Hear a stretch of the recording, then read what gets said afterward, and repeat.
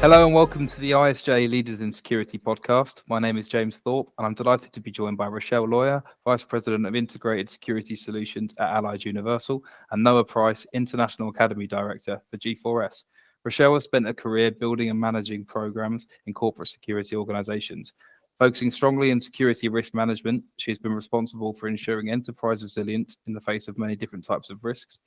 In her current role, Rachelle leads Universal's enterprise security risk management approach to customer program development. Noah is a dynamic leader in the world of international security with an illustrious military background.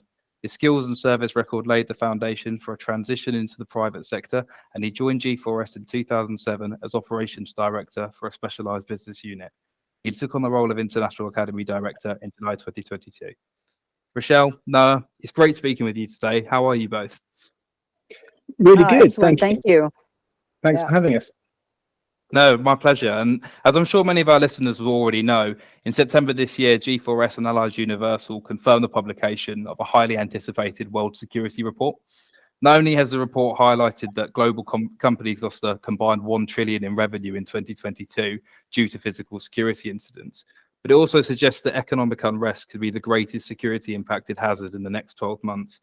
And obviously, this was a major project to undertake. And can you tell us a little bit more about the methodology and what the inspiration was? Maybe Rachelle, if you want to start with this. Sure thing. It's actually, it goes back a little ways because we as an organization have been talking about this risk-based approach to security and making sure that we are meeting the correct requirements of the security risk profile. And we've been using risk data from a lot of places, but we didn't have this ability to have our own solid risk data. And this was an amazing project that so many people were involved in around the globe in building the question sets and understanding what it was that would be important to chief security officers, security executives. Noah and I were very instrumental in crafting some of the questions, but there were huge numbers of people putting their input into what they would be interested in then learning. And from that, we engaged a partner to do this all anonymously. So it wasn't like, oh, Allied and G4S are asking you these questions. Yeah. And we sent it out and we got all of this great information back. And for me, from what I do, because it's very important to me to have a really good understanding of what the risk profile is, we are now in a position to provide this kind of information to our clients and the public, because it's a published report that really is a first of its kind picture of what chief security officers and that executive level type are saying. So that's kind of the impetus behind it, and the cast of, I'm not going to say thousands, but the cast of hundreds who were involved in the creation of it. And it's just, I mean, as you see in the publication, it's a really sharp document. It came out really well. Yeah, fantastic. Yeah, and I'd say further to the inspiration, risk mitigation is the core of what we do. And going back to what Rachelle said, the risk-based approach, which is, three questions: what are we trying to protect? What are we trying to protect from the threats and the vulnerabilities that the threats will exploit? And then when we have the answers to those questions, we can work out how best we can solve those problems, how we can mitigate those risks. And this wealth of data that we have gathered from the World Security Report is an invaluable data set that we now have. It's never been done before, as Rachelle said, and so we needed to do it as the leading services provider. We felt that we needed to do this, and as Rachelle said, it's taken a long time in its planning to pull this together, but it's been absolutely key in understanding what are our customers' valued assets, and what are the different threat types that are looking to exploit various vulnerabilities to get to those assets. Yeah, I mean, from my perspective, it's a really eye-opening and valuable resource, and I can really see how much work has been put into putting it together. So, I mean, obviously, I mentioned the statistic at the start, that $1 trillion number, but can you kind of give us a bit of an overview of some of the other key findings you saw in the report, and also was there anything which personally really surprised you, which you found? Yeah. The report highlights, I think, a critical juncture in the security industry, exacerbated by increasing global tensions and rapid technological advancements. Key findings indicate that 87% of CSOs are concerned that geopolitical issues will disrupt global supply chains. And we see that 83% anticipate an increase in physical security threats over the next year. And on the tech front, you've got skills gaps both within companies and industry at large, and these pose a significant barrier to implementing new technologies. And what surprised me personally was the strong emphasis on human skills. Despite technological advancements, the value of personable, educated, and multilingual security professionals is recognized as ever important. And this suggests a sort of a nuanced approach to future security that blends both technological and human expertise. And there was another very pleasing result that I saw in the report, and it's mentioned in the exec summary, and that's that when a customer has sort of 80% or more services provided by a security company, they're going to receive less threats. They're going to be able to deal with things far more efficiently. And this is juxtaposed to when we're just there to provide security. We're told exactly what to do, and it's a commoditized approach, and there's no trust or partnership. When you're partnering with a security provider, you get that far greater service, and that was a really pleasing thing to see in the report. I agree with Noah about the interesting finding of exactly how many people are focusing on technology as the forefront of where their programs are going. And I suppose it's not shocking particularly, but just the different kinds of technology, even with the data in the report acknowledging the difficulties of finding people who can run this technology, even whether it's outsourced or not, just the ability to put all of this together. And then, yeah, some of the comfort that was found when engaging a helper in that task. So I think that was one of my interesting sort of surprises. But the other thing that I find extremely useful about the data, and this is actually really easy to dig into a little bit more so on the website where you can play with the graphs. So if, like, worldsecurity.report.com has an ability to be interactive with the report, and then you can also download it. But when you're in there being able to be interactive with the report, you can kind of drill into what's happening in your area. And I found it fascinating to see the difference is in what was impacting people. And just being able to go in there and kind of play around with the data and say, oh, well, what's going on over here and what's going on over there? And looking at it, I thought it's just because I'm a numbers geek, it's just fascinating to me. Maybe that won't be fascinating to everyone, but I am. So that's what I really liked about the data that was available, was just this insight into the nuances of what's going on. Yeah, fantastic. Yeah. Sorry, Joe. And there's just so much data, and so much to delve into, and we're still finding insights in the data that not necessarily written into the report, worldsecurity.report.com. But yeah, to Rachelle's point, it's we could study it for hours and hours and hours. Yeah. It's fascinating. I mean, on a slight segue quickly, is there any kind of particular technologies which were really highlighted, which people are looking for, or? Yeah, I mean, if you dive into what they are looking at and what's driving it,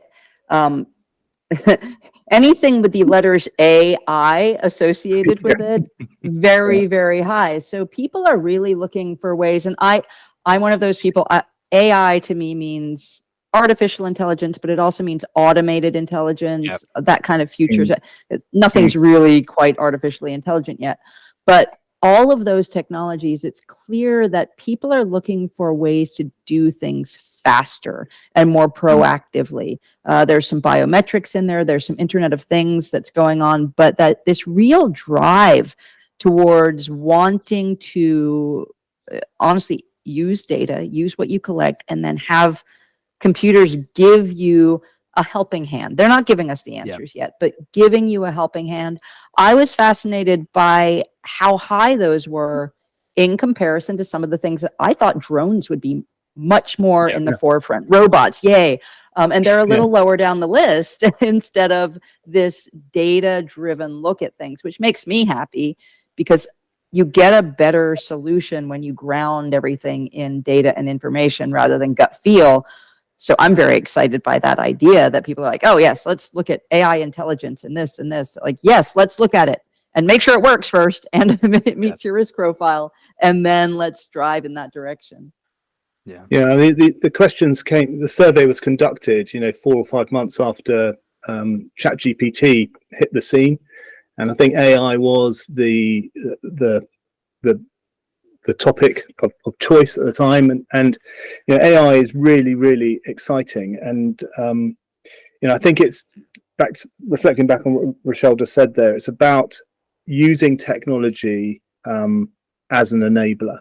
I think the CSOs are looking at how they can adapt or adopt technology in a safe way, not just use it because it's there, but implement it incrementally in a safe way without exposing anyone to any undue risk, but maximizing the efficiencies that technology can bring. And I was, like Rachelle, very surprised. I thought drones would be up there, and I think there's various reasons why people aren't selecting drones just yet. It's not maybe mature enough. People have safety concerns and so on about drones, but AI, facial recognition, Internet of Things, video analytics enabled by AI are at the forefront. I think it's really interesting, you mentioned the efficiency part of it as well, because obviously that's a big driver across the whole, the global industry, that we want to make in security also have that kind of the benefit for the business, the adopter of security as well, actually having a business level impact as well as a security impact. I know that's really important. And just moving on to one of the stats from the report itself, it suggests that almost half of CSOs expect physical security budgets to increase in the next 12 months significantly. When we're talking about these kind of topics, what do you think are the main drivers for that? I think it's the political and economic unrest that we've seen has been the main drivers for that. There's a scarcity of things. People are now trying to get their hands on data or physical assets driven by the scarcity and the environment we now find ourselves in because of the war in Ukraine and post-COVID and so on. And those are the main drivers which are forcing the internal threat and the external threat. People are looking for various other ways to get hold of these assets. That to me is the main driver. And that's not that finding, I think, is not it's pretty obvious really when you think about it, when the world we're living in right now. But what's interesting to me in that same vein is reflecting back on what you just said about efficiency and business drivers. Questions like what's going on with economic instability, domestic concerns, regulatory, the recession. These are findings that ours is not the only report that is reflecting this. Mm. January every year, the World Economic Forum puts out a report about what CEOs are concerned about. And the findings that we saw driving these physical security budget increases are the same things that CEOs were concerned about in that report. So it's a holistic business outlook Yeah. on risk now that really is starting to reflect security's role in the organization.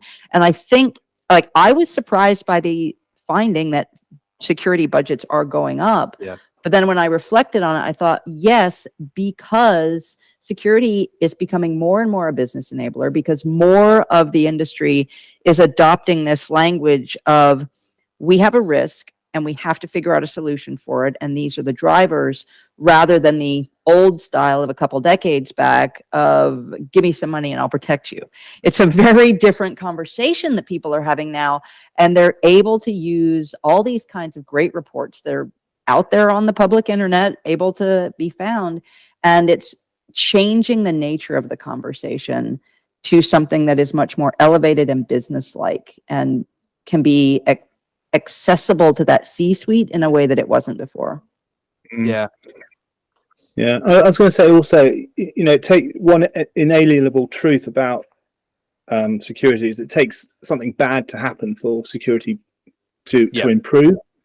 And back to what we've been saying, bad things are happening maybe more frequently now than they were in the past. Maybe that's not true or not, but I think that helps to drive that conversation and to open up people's eyes to the fact that they need to invest in security. And if bad things stop happening, then security will sadly take a back seat. I was about to ask, do you think there's a bit of a vacuum because of things like the pandemic that we're kind of in, which we're finding that now, or do you think this is actually a long-term adoption from a business level as well? I mean, from my perspective, I think it is, security broadly is being taken more seriously as well in those conversations. So I think it's probably a blend of the two, actually, to an extent. Yeah, I think so. I think that the growth of needing people to take on roles that they previously may not have, the expansion of the walls of a business now that encompasses so much more with so much work from home, and simply security also adopting a different attitude. It's kind of this perfect storm that we have right now in the industry, poised to make a change if we adopt it and move forward in that direction. Yeah, fantastic. And I mean, in spite of, we're going back to technology, in spite of global innovation, implementation of technology is a barrier for a lot of businesses and organizations. So how would you say is the best way of navigating this problem on a global scale? Is there something some insights you can share on that? Yeah, I mean, I think twofold. In the report itself, we saw that people are starting to prioritize technical savvy, know-how, college education or similar level of education in their security teams at the high level, and then also even in the front line of security. There's two sets of data in that report, and again, people can dig into it, but the attitude is changing. And for the first time, I was surprised in this report that although obviously law enforcement and military experience is still prized, it actually ranked behind customer service orientation and college education and technical savvy. And this was a pretty big change in what I've seen my entire career. So I think that there's a change in what people are looking for from who runs security, and the requirements of your knowledge. And that's one side of it. And then there's just a straight up, hey, you got to work closer with IT. They are going to be there. They are going to, the same way security used to complain about not being brought in ahead of time, we don't want to do that to our IT partners. Bring them in ahead of time, get them in front of your project, and it makes life much easier because you're not going to install two completely incompatible programs. They're going to say, no, you don't do that, or here's how you do it. So to me, that's a couple of things that we're seeing that might help in that direction. Yeah, and I think, technology is moving at such a rapid pace. And I think another problem is that, by the time you've gone through a procurement cycle to look at what next technology to bring on board, that's already moved on, and there's something even better that can do it faster, more efficiently, better, and so on. So that's a problem as well. It's the rapid evolution.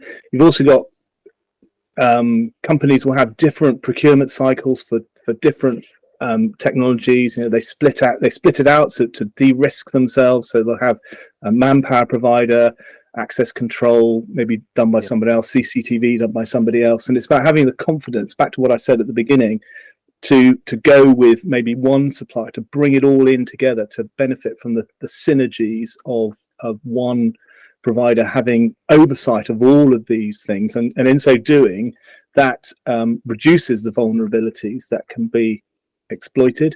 And we haven't even got onto the convergence of cyber and physical, which is a gap that can be exploited or is being exploited by the threat.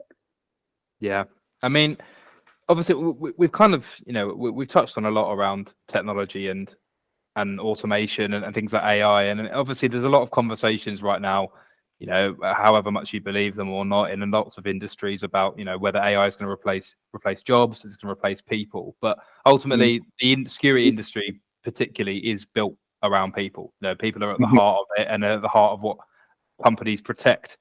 And in line with these trends we're seeing, how would you say, from a frontline perspective, we can see those trends changing as well? What do we expect to see?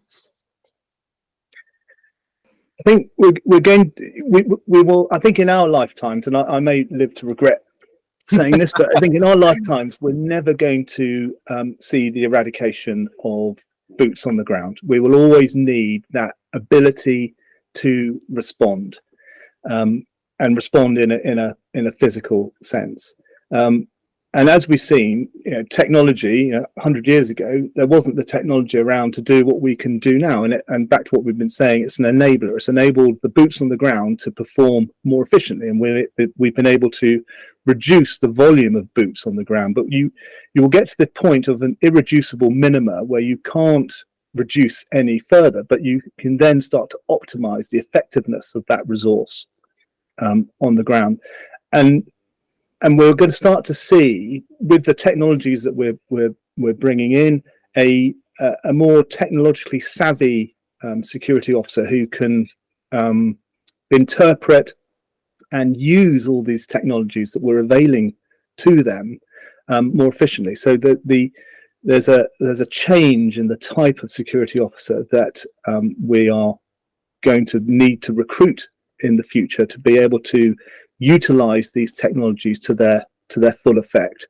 I think in the report it says, that gone are the days now where physical prowess is the attribute of strength is what is needed. It's more of that nuanced people skills, the softer skills, multilingual speaking officers. All of that, I think, we're going to start to see in the future. Yeah, I think I'm going to poke fun at Noah a bit here because his military background, he immediately goes to boots on the ground. And when I talk about people as part of the key equation, I tend to use the phrase hands in the program because people you still need to be able to interact. And you see, as part of what people are looking for, this, there's a lot of stuff technology can do. A robot can lock a door, a camera can watch itself, all of these things, but you can't replace the human interaction and people wanting a smile or a wave, or if you have if you have a problem and the camera says, oh, a slip and fall, the camera can't go and say, oh my God, I'm so sorry. Are you all right? And they can help you up. So that's the piece of it. 10 years ago, I was all about replacing the human part of security. I thought robots were going to be it. I was wrong. I admit it. Because you can't replace that quality of human interaction. And that is one of the things that I saw in the data was integrity, customer service skills. We're looking for that face. And I think that's where we are going to be focusing, is the human face and feeling augmented and fully supported and made way more efficient and better, faster, stronger by the technology. That's really interesting. There's some really interesting insights there, and I think it sets us up for a good kind of comment to finish on, really, in our discussion, which is, when we're thinking about what the future does look like, as we said earlier, we've discussed robotics, AI, and obviously cybersecurity as well. But what is going to be the thing which is keeping senior security professionals awake at night? What do you think is that trend which is going to be? Do you think it will be AI? Do you think it will be, staffing and retention, or do you think it's going to be something different based on the findings? I think it would be the threat is always evolving, right? It's always looking at ways to get around the mitigations that we have put in place. And I think, it'll be to your question, what will be keeping them awake at night? It'll be they'll put a plan in place, and then it'll be, how can the threat now exploit that? Gap, are there any gaps in the plan that we've made? What gaps in our plan will the threat be exploiting? And it's that constant worry of staying ahead of the threat. So we are proactive rather than being reactive. Yeah. I think to that point, one of the biggest gaps that we're seeing, and one of my big drums that I'm beating in the industry right now, is the cyber security of physical security. That's what keeps me up at night right now.